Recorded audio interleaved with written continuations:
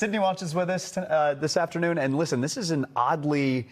I don't even know what to say. I don't know what to say either. An oddly hot Halloween. Yes. Because usually all the kids, you see them out there, they're bundled up in their coats, they have their costumes underneath. It's going to be raucous. Yeah. I see a lot of parents on the front steps. Yeah. I remember Halloween as a kid. It always had a winter jacket over the costume. They're like, what are you? And you had to be like, oh, fine. I think I'm Cinderella under here. Yes, but today it's not the case. You don't need the rain jacket. You don't need the winter jacket. We're going to be seeing temperatures, or we're currently seeing temperatures that are staying in the 70s going through much of our early evening hours. So really 70s until 8, 9 o'clock tonight. This is more like late summer, what you'd expect to see late summer, not necessarily what you'd expect to see as a Halloween forecast. We do keep clouds with us, though, through the day, or through the evening, excuse me, and even into tomorrow morning. We do have a chance for rain coming early tomorrow morning. It's very, very few and far between as far as who's going to see it, but we really need the rain at this point. So we're going to be counting on at least a few spots getting in on some type of rain accumulation as this system is going to be sliding our way overnight tonight and early tomorrow. So that's not going to impact the trick-or-treating. The warmth is going to really be the only thing that you have to keep an eye on as you go through the evening. Many of us planning those costumes around being in New England, but we're going to have to shed some layers. As far as rain chances go, though, we really need the rain. 2 inches and a quarter is how much we've seen since September 1st of rain. We're supposed to be closer to 7.5 inches of rain. That's the normal.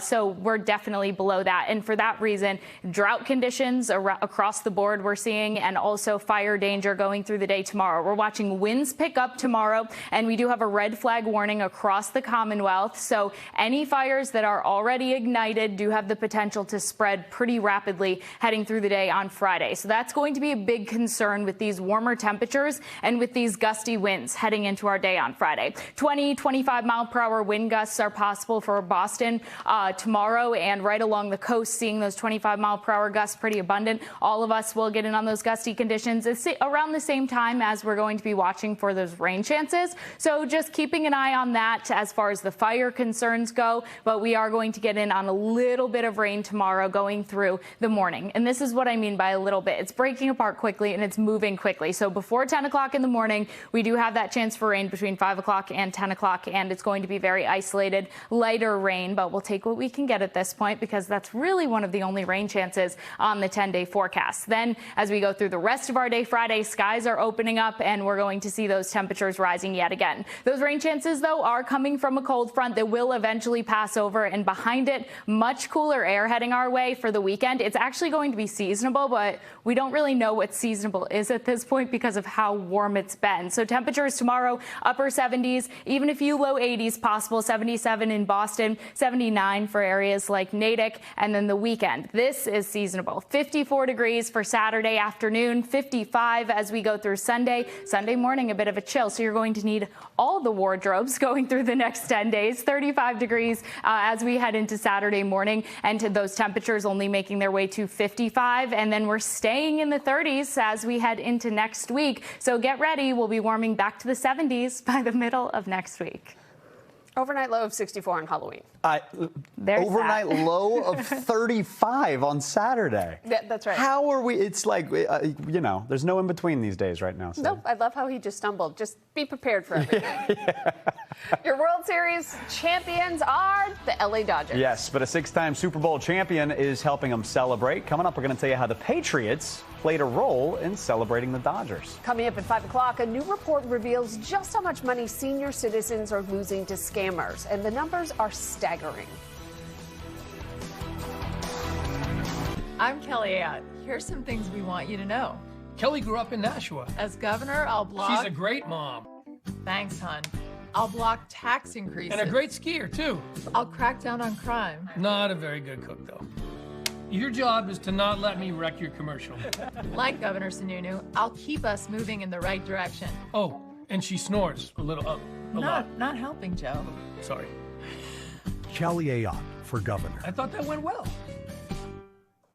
It's so important to get a great night's sleep for your overall well-being. You can find the perfect level of all-night support and comfort on a new Stearns & Foster mattress from Bernie & Phil's. These award-winning mattresses start at only $17.99 and are available in comfort levels for everyone. Along with 0% financing, free delivery, setup, and removal, you'll receive the box spring for free on select purchases. You'll find simply your best sleep ever on a new Stearns & Foster mattress from Bernie & Phil's. That's nice. Are you sure? You tend to exaggerate. Go ahead. Call him yourself. Thank you for calling Aetna. How can I help you? Do you really have Medicare plans that cover dental, vision, and hearing? Yes, all three.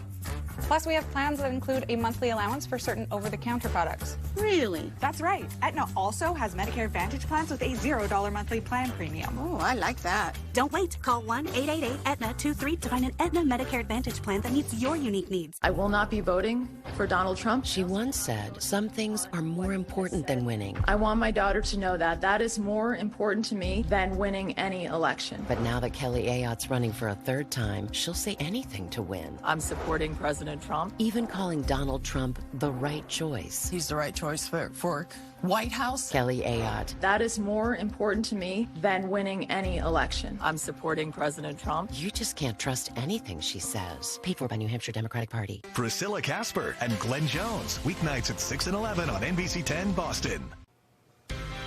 If you were dreaming about an undefeated Celtics season, good morning. This one was tough.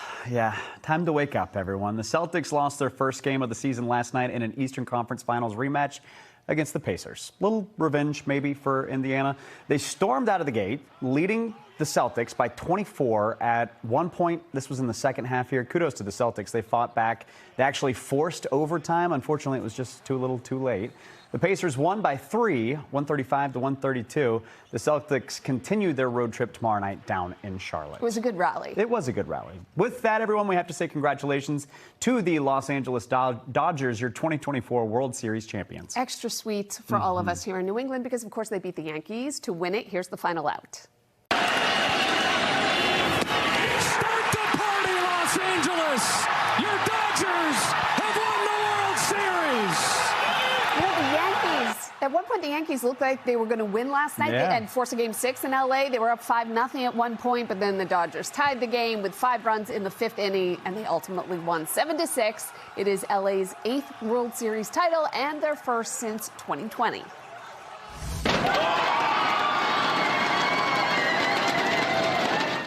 Californians, they were excited, but so was Japan. Fans gathered there to cheer on their superstar, Shohei Ohtani. He is a fan favorite in his home country of Japan, and they are thrilled he won his first World Series. And plus, take a look at this. The Dodgers flew back to L.A. in style with a little help from Craft Force One. Wow. That is the Patriots team plane that flew the World Series champs back to L.A. They flew in the plane. Friends and family flew back in the United Jet. Was there not enough room? See, that is how we here in New England say thank you for what they did there. That's right. That is how we say thank you to the folks on the West Coast who defeated our enemies down in New York. All right, everyone, stay with us. We got more news ahead at 4:30. One person under arrest for vandalizing a political yard sign. We'll take you to the scene of the crime in Cohasset and tell you why this kind of crime is not unique this election season. And NBC 10 political commentator Sue O'Connell is going to join us to talk about President Trump's claims that voter fraud is already underway in this election. Stay with us. We'll be right back after this. I'm Joyce Craig, and here's the truth about Kelly Ayotte's attacks on Manchester. When I was mayor, we took on the tough fights, reducing violent crime and building 2,000 new homes. And as your governor, I'll strengthen our communities, not divide us. I'll jumpstart construction of homes New Hampshire families can afford, and you can trust. I'll protect abortion rights and fund Planned Parenthood. I'll always take on the tough fights because I'm fighting for you. When you take the oath to serve in the Navy, you don't take it as a Democrat or a Republican. You take that oath as an American. I'm Maggie Goodlander, New Hampshire born and raised. I've spent my life on the front lines of the fights that unite us as Americans. I worked with John McCain to take on Vladimir Putin, at the Justice Department breaking up corporate monopolies, and in the White House tackling our opioid crisis. I approve this message because in Congress, I'll bring us together for our country and for the state we love. Don't miss the New England Holiday Craft Spectacular this Saturday and Sunday at the Starland Sportsplex in Hanover. Over 150 booths of American-made arts, crafts, and specialty foods. Come and meet the artisans and buy American-made gifts this holiday season. The Starland Sportsplex is easy to find. Take exit 32 off Route 3. Print a discount admission coupon at castleberryfairs.com. A wonderful holiday event. The Castleberry Fair.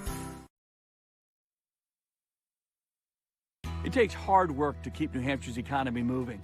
And trust me, we don't want someone who will tax and spend their way out of tough times down the road. As mayor of Manchester, Joyce Craig tried to raise taxes 6 times. She fought for a sales tax. Joyce Craig supports a $160 million income tax. New Hampshire always does it with good management, not higher taxes. Kelly Ayotte for governor. Tough as nails, no new taxes. That's the New Hampshire way. Paid for by New Hampshire Republican State Committee. Planet Oats so creamy and not watery like. Exactly, and unsweetened, has 0 grams of sugar. And don't forget, it's an excellent source of calcium. Wow, Planet Oat really has it all. You guys are so right. No, you are. No, you are. No, you are. Yeah, you are.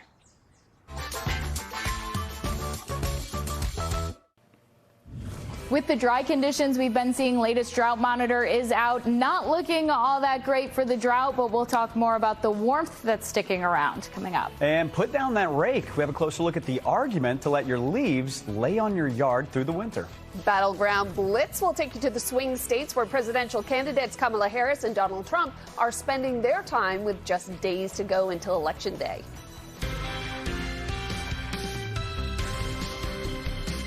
All right, everyone, let's head north as we welcome you back this afternoon because the fall foliage is absolutely beautiful today. This is at Lake Winnisquam in New Hampshire. Although, here's the thing, it certainly does not feel like fall outside. You could be hanging out on that beach right there. Thanks for staying with us, everyone. I'm Colton Bradford. I'm Jason Monahan. We're going to talk about what to do with all those fallen leaves, by the way, in your yard, which just, they just accumulate no matter how many times you clean up. But first, we have some new data in on the drought here in Massachusetts. We want to get over to meteorologist Sydney Welch with that information. Sydney. Oh, yeah. And with the falling leaves, it's that time of year. It's been dry. It's going to be a bit windy. And now we are considered in a severe drought for Boston and the greater Boston area. So it's not looking good for fire weather as we head through the next few days. The grounds are dry, and with the breeze picking up tomorrow, wind gusts up to 30 miles per hour. Anything that is ignited can spread and can spread very quickly. We saw what happened with the air quality the past few days from local brush fires. So we just need to be very careful, make sure that if you do have any burning, anything that's burning, that you do put it out properly so that that doesn't cause our next brush fire. All across New England, abnormally dry conditions across the Commonwealth, moderate drought. And then the closer you are to Boston, Cape Ann, and the seacoast, that's where the severe drought is at this time.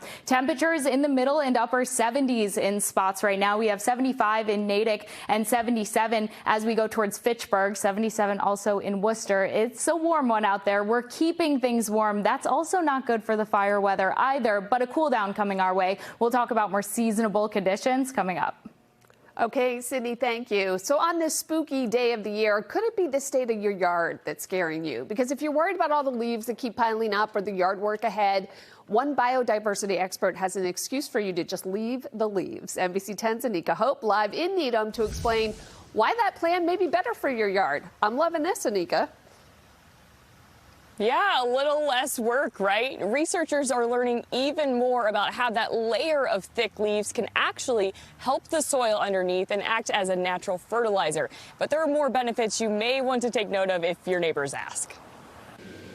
I definitely let them all kind of come down through Halloween. Every Halloween. I have too many memories of going up to people's houses in the leaves and my costumes on. Leave it to Mike Pompaselli to make his yard a treat for the eyes. It screams of fall. Mike adds his own decor and lets nature do the rest to draw in the trick-or-treaters. Everyone gets so busy in life, but it's really enjoyable, and you catch up with folks in the neighborhood and you see the kids. His mostly leave-it strategy is exactly what University of Maine's Ankit Singh suggest, putting down the rake. For a lot of people who don't want to do it, I'm here to tell you it's optional. Singh says the leaves can serve as a natural fertilizer and a protective barrier to stop soil erosion. You're left with better health soil because then you don't have to spend much time tending to the soil in the spring because the soil has been protected by this layer of leaves. Leaves provide a habitat for pollinators like bees and butterflies in the winter, but that can mean ticks too.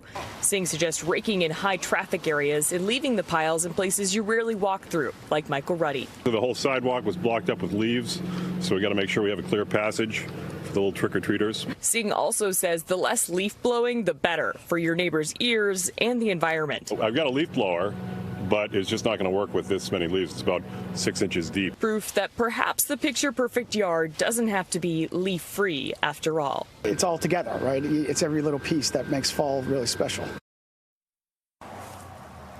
The main takeaway, remove those leaves from spots you're in often, like patios or near play areas, and let the rest be. If you can, give yourself a little bit more time to enjoy your yard instead of cleaning it up. In Needham, I'm Anika Hope, NBC 10 Boston. All right, Anika, thank you. I think that's something we can get behind. 4:34 right now. Let's turn to politics because we have got just 5 days left until Election Day. And right now, both candidates, they're focusing on the key battleground states out in the Southwest. Vice President Harris and former President Trump, they're in Arizona and Nevada today. NBC's Bree Jackson has more on both candidates courting the same slim number of undecided voters in this final stretch.